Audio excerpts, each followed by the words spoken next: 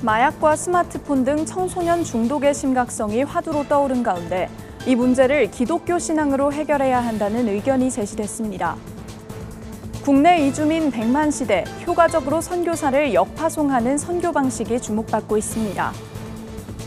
자유 대한민국을 위해 자신의 목숨을 바친 한미 참전 용사들의 숭고한 희생을 기억하는 자리가 마련됐습니다. 한국기독교교회협의회 여성위원회가 이야기와 쉼이 있는 기독 여성 모임을 개최합니다. 아프리카 우간다에서 순교한 선교사를 추모하는 예배가 열렸습니다.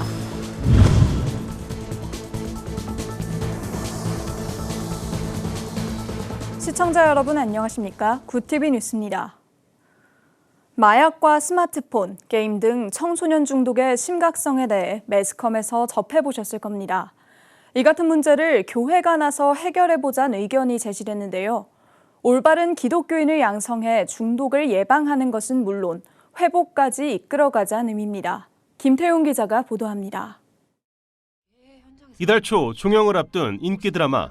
주인공은 마약 범죄팀의 에이스 형사로 승승장구하다 강제로 마약에 중독됩니다.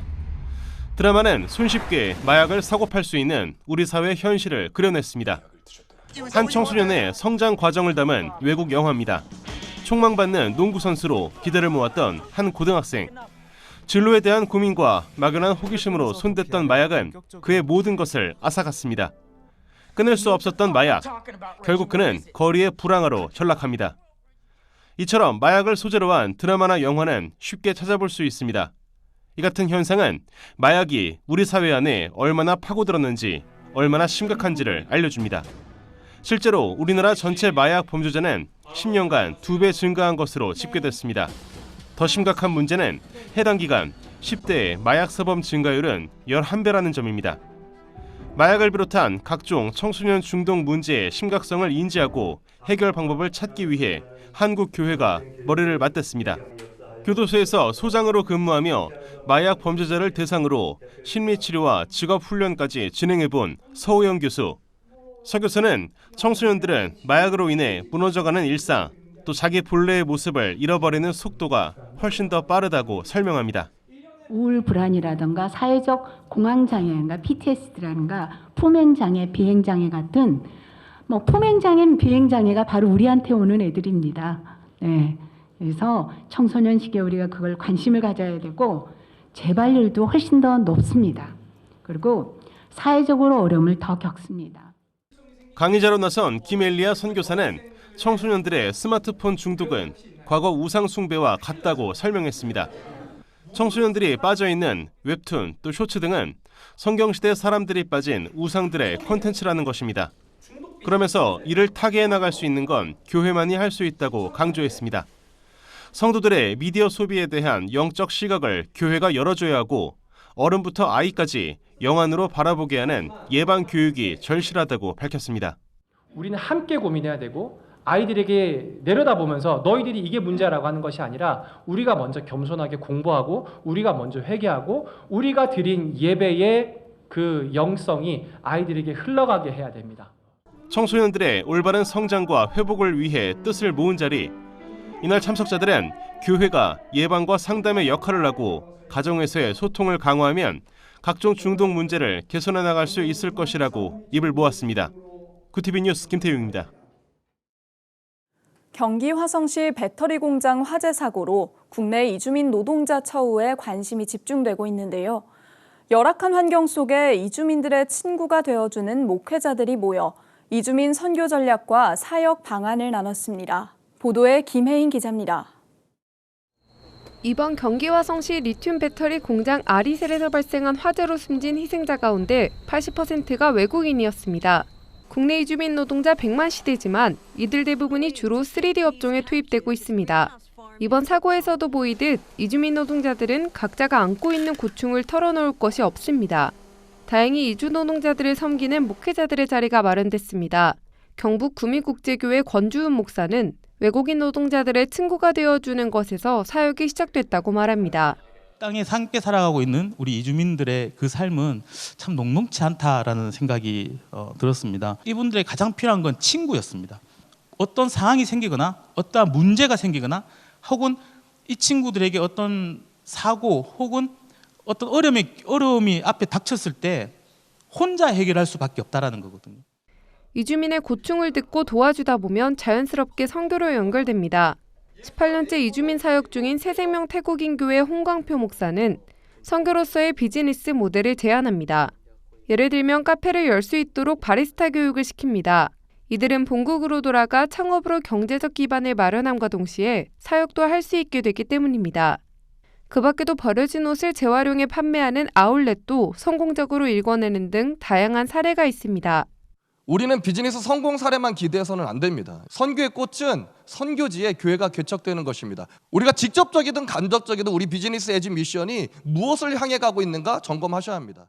교회가 할 일은 전문 선교사와 성도 구분 없이 이주 노동자들을 목회자로 양육하여 세상을 복음화하는 데 그들의 은사를 사용하는 것입니다. 교회는 글쎄요, 부흥과 성장은 고사하고 아마도 유럽 교회처럼 전시하는 박물관처럼 될 수도 있겠다. 항상 우리 이 디아스포라와 이 뱀어들이 서로 손등과 손바닥처럼 뗄래야 뗄 수 없는 필수 불가결한 존재로서 함께 이 사역을 해나갈 때 세계 선교의 흐름에 가장 앞서서 주도해 나갈 수 있겠다라고요. 이주민 100만 시대. 국내에서는 이주민들을 친구로, 그들이 본국으로 돌아갈 때는 선교사로 역파송하는 밤 운동은 복음의 기쁜 소식을 전 세계로 전파하는 선교 전략으로 주목받고 있습니다. 구티비 뉴스 김혜인입니다. 올해 국내에서는 6.25 전쟁 74주년을 맞아 전쟁의 아픔을 기억하고 통일을 염원하는 기념 행사를 진행했는데요. 뉴욕에 거주하는 유공자회도 한국을 위해 목숨 바쳐 싸워줬던 6.25 참전 용사들을 초청해 감사를 표하고 그날의 의미를 되새겼습니다. 보도에 뉴욕지사 김은교 PD입니다.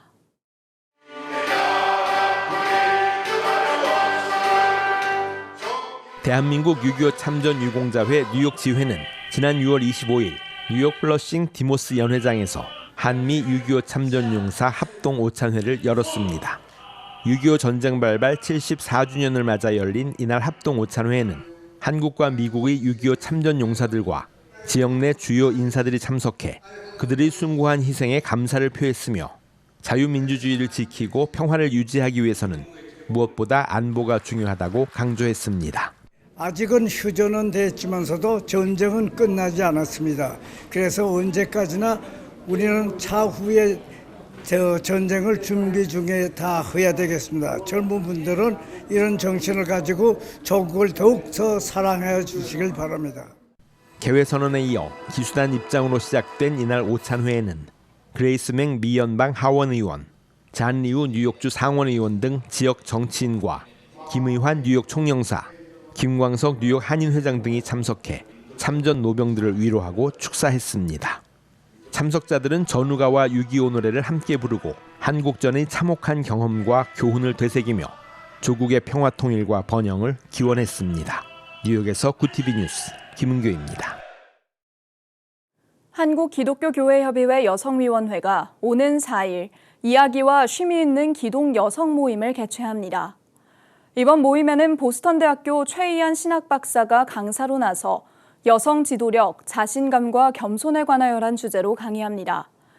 최 박사는 강의를 통해 여성의 자신감 형성에 대한 사회적, 심리학적, 그리고 신학적 관점에 대해 이야기할 예정입니다. NCCK 관계자는 강의를 통해 여성의 자신감이 어떻게 형성되어 왔으며 특별히 기독교에서 말하는 겸손과 어떤 상관성이 있는지, 그리고 여성 지도자들이 어떻게 자신감과 겸손 사이에서 리더십을 펼쳐왔는지에 대해 이야기할 것이라고 전했습니다. 구티비 부울경본부에서 보내온 소식입니다. 유니온 비전 미션에서 아프리카로 파송한 류재옥 선교사가 향년 61세의 나이로 순교했습니다. 류 선교사는 2019년 8월 아프리카 우간다에 도착해 교인 신방, 목회자 세미나 및 교회당, 헌당 인도 사역을 해오다 지난달 11일 탄자니아 집회차 케냐 공항에서 대기하던 중 갑작스러운 심장마비로 세상을 떠났습니다. 유니온 비전 미션과 비전교회는 지난달 30일 순교 기념 추모 예배를 열고 생전 류 선교사의 업적을 기억하고 아프리카 선교에 대한 사명을 다시 점검했습니다. 이날 말씀을 전한 부산 비전교회 김성관 담임 목사는 충성된 사역자가 되어야 한다. 아프리카 선교를 시작한 이후 세 번째 순교자를 통해 더욱 전진해 나갈 것이라고 뜻을 밝혔습니다. 유족 측은 예배 이후 다시 아프리카 우간다로 돌아가 선교 사역을 이어갈 것이라고 전했습니다. 한국세계선교협의회 KWMA 산하 세계위원회가 1일 이주민 선교사 양성을 위한 훈련학교를 개최했습니다. 경기 광주 광림수도원에서 열린 훈련학교는 이주민 선교 사역을 진행 중이거나 준비하는 60명의 선교사가 참석했습니다. KWMA는 지난해 기독교 한인세계선교협의회, 한인세계선교사회 등과 함께 발표한 공동선언문의 이행과 일반 성도들을 타 문화권 선교사로 세우기 위해 이 같은 훈련학교를 기획했습니다. 이번 훈련학교에선 국내에서 성공적인 이주민 선교를 진행 중인 사역자들이 강사로 나서 난민과 다문화, 무슬림 등 한국 사회에 늘어나고 있는 이주민 양상을 소개하고 타 문화권에 대한 복음 전파 전략을 공유할 계획입니다. KWMA는 4일까지 훈련학교를 진행하고 수료자들이 제출하는 사역 계획서 중 일부를 선택해 각 교단이나 단체에서 이주민 선교사로 인정받을 수 있도록 행정적 도움을 제공할 예정입니다. 구TV 호남 전북본부에서 보내온 소식입니다. 전주 YMCA와 평화와 통일을 위한 YMCA 만인회가 한국전쟁 74주년 6.25를 맞아 지리산 평화대회를 열었습니다. 지난달 25일 지리산 노고단에서 열린 이번 평화대회는 평화를 선포하라라는 주제로 한국 YMCA 회원 200여 명이 함께 자유와 평화를 외쳤습니다.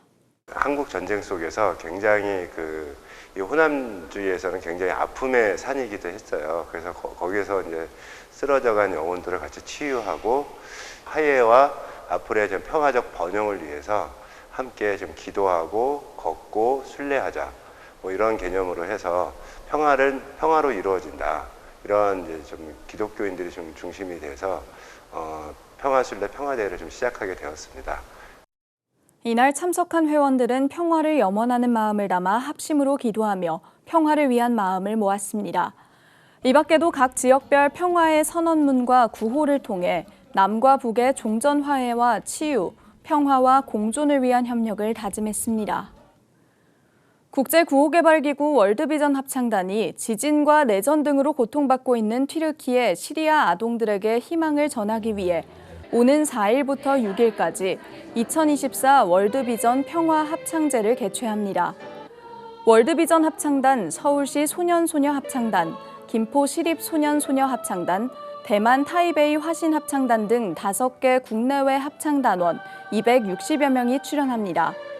4일 서울 용산구 전쟁기념관에서는 월드비전 합창단과 대만 홍콩 합창단이 평화 콘서트를, 5일 경기 고양 아람누리 아람음악당에서는 평화를 노래해요를 주제로 합창제가 열립니다. 6일 아라 김포여객터미널에서 진행되는 송별회를 끝으로 행사는 막을 내립니다.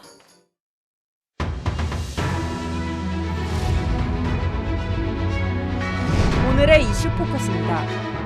화재 참사가 발생한 경기도 화성 아리셀의 근로자들이 안전교육을 받지 못했다고 주장해 참사가 반복될 수 있다는 우려가 나옵니다. 30일 아리셀 화재 사고 유가족 협의회가 연 기자회견에서 아리셀에 근무한 적이 있다는 유가족 2명은 안전교육을 받은 적이 없다고 밝혔습니다. 특히 이번 참사 희생자인 중국 국적 17명, 라오스 국적 1명의 노동자들처럼 한국어가 완벽하지 않은 외국인 단기 노동자들은 안전교육 사각지대에 놓이기 더욱 쉽습니다. 화성공장 화재 이주민 공동대책위원회 위원장을 맡은 박천흥 목사는 용역회사 등을 통해 일하는 외국인 근로자의 경우 자신들이 일하러 가는 현장이 어떤 곳인지도 모르는 경우가 많은데 이런 상황에서 안전교육이 이뤄질 리 만무하다고 말했습니다. 배우 차인표의 소설이 영국 옥스퍼드 대학교의 필수 도서로 선정됐습니다. 차인표의 소설 언젠가 우리가 같은 별을 바라본다면은 일제강점기 일본군 위안부 문제를 다룬 소설로 고국을 떠나 70년 만에 필리핀의 한 작은 섬에서 발견된 순이 할머니의 젊은 시절 이야기를 통해 아직 치유되지 않은 민족사의 상처를 풀어냅니다. 2021년 출간한 이 소설은 차인표가 2009년 발표한 첫 장편 소설 잘가요 언덕을 다른 제목으로 재출간한 것입니다.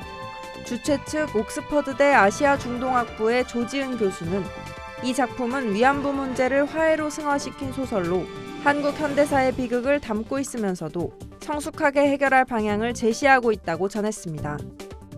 자영업자가 갚지 못한 사업자 대출 원리금이 역대 최대 규모로 늘어났습니다.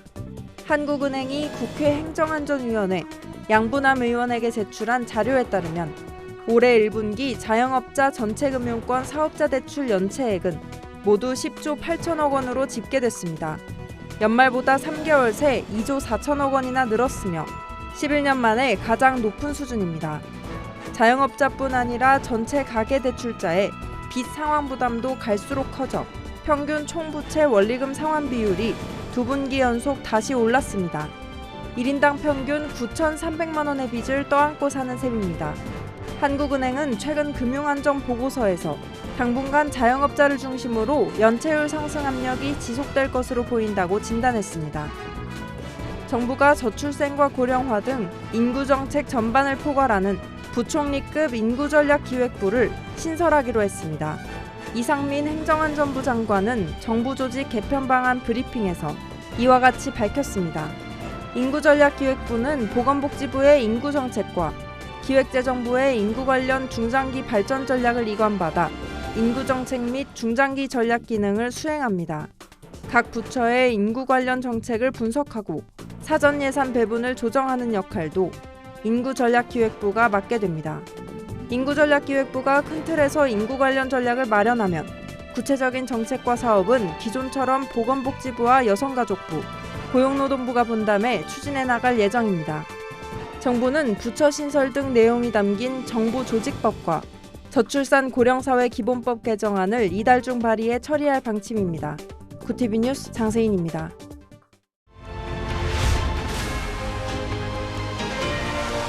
구티비 월드와이드입니다. 일본이 유네스코 세계유산 등재를 추진 중인 사도 광산과 관련해 한국 정부가 조선인 노동자 위령시설 설치 등을 요구하고 있다고 30일 마이니치 신문이 보도했습니다. 일본 정부는 일제강점기 조선인 강제노역 현장인 사도광산을 세계유산으로 신청하면서 대상 기간을 16세기에서 19세기 중반으로 한정해 일제강점기를 배제했습니다. 이에 유네스코 자문기구인 국제기념물 유적협의회는 보류를 권고하면서 전체 역사 반영, 유산구역 재조정 등을 요청했습니다. 보류의 경우 자료 보완 시 등재 가능성이 큰 것으로 알려졌습니다. 마이니치는 일본 정부가 다음 달 개최되는 유네스코 세계유산위원회에서 회원국 중 하나인 한국 측의 찬성을 얻기 위해 권고를 받아들일 필요도 있지만 자민당 내 보수 세력에는 한국에 양보하는 것을 문제시하는 움직임이 있다고 보도했습니다. 미국 대선 후보 TV 토론에 참석한 조 바이든 미국 대통령이 대통령 별장인 캠프 데이비드에서 가족들과 휴식을 취하고 있는 것으로 알려졌습니다. 이번 체류 일정 자체는 오래전에 계획된 것이지만 TV 토론을 기점으로 나온 바이든 대통령 대선 후보의 사퇴론을 포함해 그의 거취와 관련된 상의가 캠프 데이비드에서 오갈 것으로 보인다고 미국 매체들은 전했습니다. CNN 방송은 민주당 후원자들 사이에서 바이든 대통령이 빨리 결단을 내려 사퇴해야 한다는 목소리와 함께 사퇴가 더 큰 자기 파괴적 행위라는 우려가 교차하고 있다고 보도했습니다. 유엔의 인도적 구호 작업을 총괄하는 마틴 그리피스 인도주의 긴급구호 사무차장이 퇴임하면서 가자 지구의 구호 작업에 또 하나의 불확실성을 더하게 됐다고 30일 뉴욕타임스가 보도했습니다. 그리피스 사무차장은 이날 SNS에서 동료들에게 인사를 전하며 퇴임을 공식화했습니다.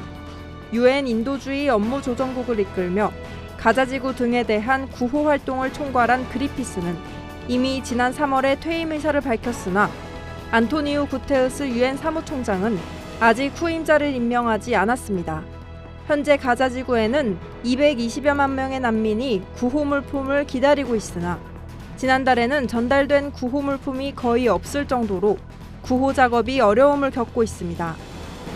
프랑스와 스위스 등 유럽의 폭풍우가 몰아쳐 지난 주말 동안 총 9명이 숨지거나 실종되는 등 피해가 속출하고 있습니다. AFP 통신 등에 따르면 현지 시간으로 6월 29일 프랑스 동부 한 도로에서 강풍에 쓰러진 나무가 달리던 차량을 덮쳐 3명이 사망하고 1명이 중상을 입었습니다. 스위스에서는 산사태로 3명이 숨지고 2명이 실종됐으며 이탈리아 북부 알프스 산에서는 산사태와 홍수로 300여 명이 긴급 대피했습니다. 독일 중서부에서는 폭우와 우박이 몰아치며 유럽 축구 선수권 대회 독일과 덴마크의 16강전 경기가 30분간 중단됐습니다. 구티비 뉴스 장세인입니다.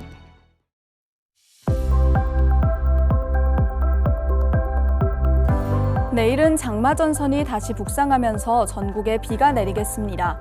모레까지 남해안과 제주에 최고 150에서 200mm 이상, 그 밖의 지역에도 100mm가 넘는 강하고 많은 비가 쏟아지겠는데요.